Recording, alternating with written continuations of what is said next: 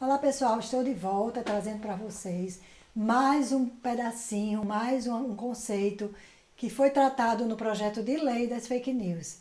E o interessante é que esses dois conceitos que eu vou trazer agora, todo mundo sabe, todo mundo usa, todo mundo conhece, mas sabe como são os nossos legisladores? Eles inventam um nome para cada coisa que eles vão definir quando criam um projeto de lei. Então nós vamos tratar de dois assuntos. Quando nós ouvimos provedores de redes sociais, a gente já faz imediatamente a ligação com o quê? Por exemplo, Facebook, né? E aí os legisladores inventaram um outro nome. Serviços de mensageria privada.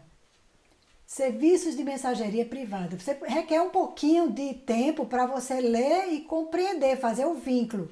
Mas o que seria isso? Seria, por exemplo, o Twitter, seria o WhatsApp. Eles chamam de serviço de mensageria privada.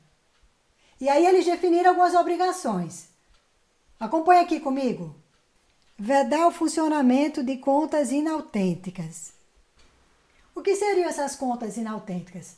É muito fácil. A gente imagina o que é uma coisa autêntica. Aquilo que você vê e identifica de quem é.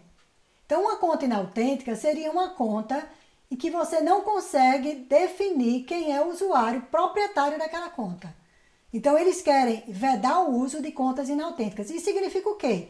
Que ao fazer o cadastro, ou então, se já é um usuário antigo, todos esses serviços terão que fazer um recadastramento e exigir que os usuários atuais apresentem algum tipo de documento. Pensem bem. Quantos perfis de cachorros, de gatos, de pessoas, de coisas existem nas redes sociais? Como é que vai ficar a situação dessas contas? E as crianças? A gente sabe que por mais que seja proibido contas infantis de crianças, existem muitas crianças, adolescentes inclusive, antes da idade que eles determinam, que já possuem rede social desde muito cedo. Como é que vai ser isso? Então, quando eu li isso, eu já fiquei imaginando. Eu mesma tenho vários seguidores, eu sigo contas de animais, de gatos, eu adoro animal. Então, eu já vi. E de quem é essa conta? Será o dono que vai identificar ou será que eles vão fazer algum tipo de cadastramento dos animais? A segunda obrigação seria vedar contas automatizadas não identificadas. O que é que eles querem fazer? Eles querem que todos aqueles perfis que precisem enviar muitas mensagens através de um robô, por exemplo, vamos ter um show, um Rock in Rio, vamos ter um show de um cantor muito famoso.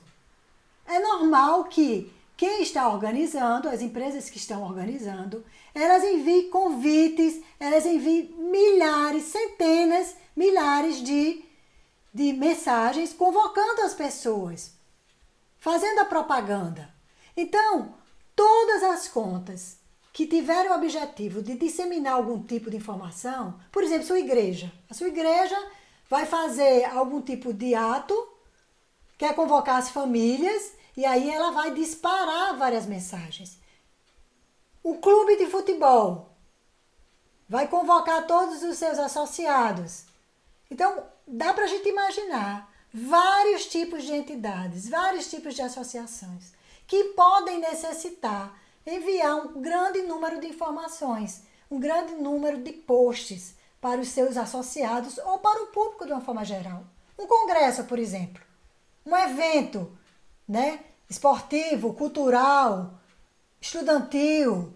Então, todas as empresas que tiverem que fazer uma disseminação de informações, um grande conteúdo, eles terão que ser cadastrados como sendo contas automatizadas. Se não houver isso e houver o repasse de muitas informações, a gente vai ver num outro vídeo o conceito do que seria esse envio em massa.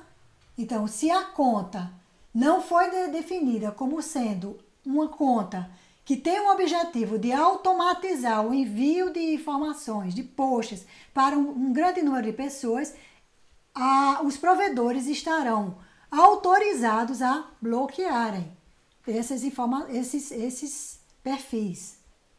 A terceira obrigação seria identificar todos os conteúdos impulsionados e publicitários. Assim como aconteceu no projeto original, as empresas de propaganda, de publicidade e propaganda, elas estão livres dessa vedação. Então, todas as empresas de propaganda, de jornal, de publicidade, elas deverão previamente informar aos provedores que o objetivo delas é conteúdo jornalístico. Além dessas obrigações, existem outras obrigações.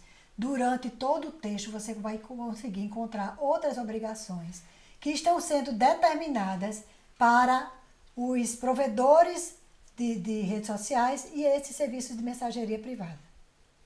Vamos dar uma olhada aqui comigo?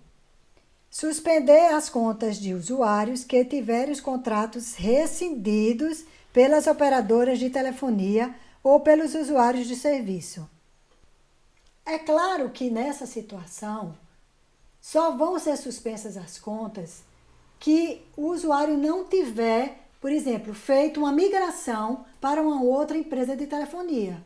Então, todas as contas que tiverem sido suspensas deverão ser eliminadas também lá dos provedores. Bom, aí vamos pensar um pouquinho, né? Tem um lado bom e tem um lado ruim. Vamos supor que você teve o seu telefone furtado. E aí você perdeu o seu número por algum motivo. Então você pode chegar na operadora e suspender aquela sua linha e sair a obrigar o WhatsApp, o Facebook a também cancelar aquele número. Pode ser bom, pode ser ruim. Eu acho que requer que a gente analise um pouco mais. Limitar o número de encaminhamentos, bem como o número máximo de membros por grupos. Todos nós já experimentamos esse tipo de limitação. Há algum tempo foi o WhatsApp quem limitou a quantidade de mensagens que podem ser reencaminhadas. Então, na verdade, ele está chamando a atenção, ele está escrevendo, positivando, confirmando uma situação que já vem ocorrendo.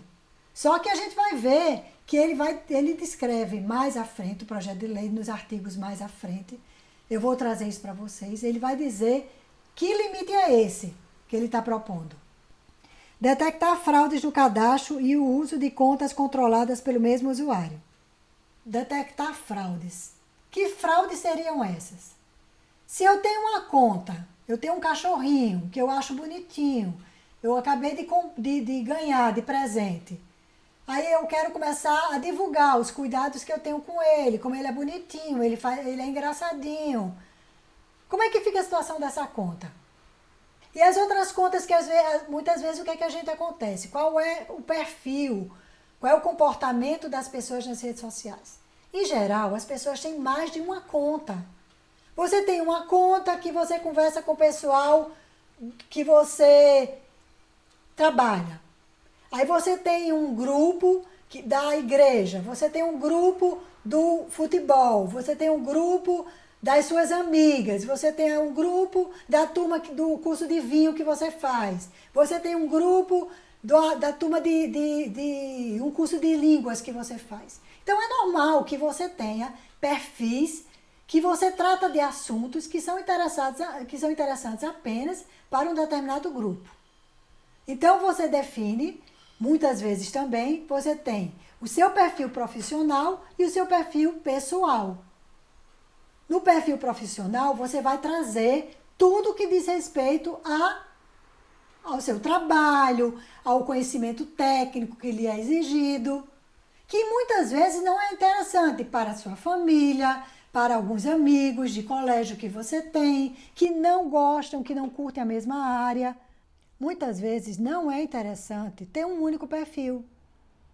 As pessoas são dinâmicas, a vida é dinâmica e você pode simplesmente ter vários perfis por tratar de assuntos que não interessam a todo mundo. Esse foi mais um assunto interessante que eu trouxe aqui para vocês. Nos próximos vídeos vou trazer mais assuntos, vamos discutindo, vamos descobrindo esse projeto de lei. Eu espero vocês no próximo vídeo.